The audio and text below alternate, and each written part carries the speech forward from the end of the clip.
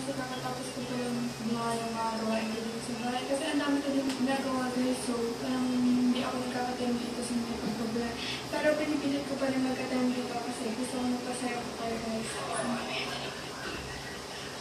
Ayun nga guys, mag-basketball si Charlotte dito lang sa may subdivision dito. So yung pinapaliwanag ko sa inyo kanina guys is ito yung tumutunog na cabinet na yun. Tapos, nandito si Titid Lakas. Dito sila tutugin kami meron. Then sila dalawa. Dapat kaya kanina guys, umaga ko talaga siya pa-prank. Eh kaso, tinamad ako gumising. Ito natatakot din ako sa ginagawa ko. Baka bumalik sa akin. Oo nga, kailangan na naman ako ng uto ngayon eh. So, yes! Kaano ba ulit siya? Ano yun? Kasama?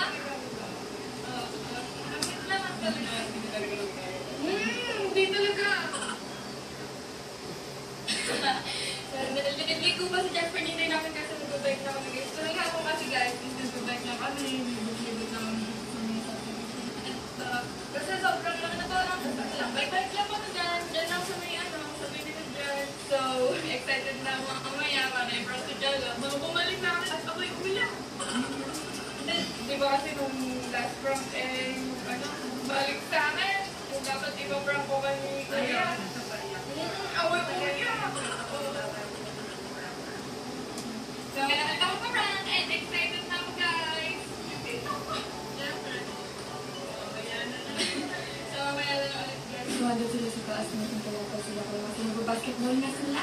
So, kami naman is nag-break muna. Nag-break muna. Salamat.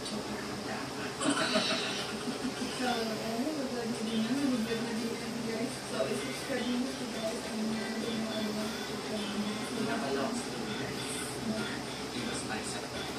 Kami po sa kapitid-jogo guys. Makinitry ang mga poster. O mga lang guys. So, ayun guys. Nakauwi na kami dito sa bahay. And kakatapos na namin mag-break at gabi na at umuulan. So, ito ang mas makakatapos na siya. So, kung nakukunin ko sa pwede mga bigla mag-makakay. So, sana mga success ko na pinatulog.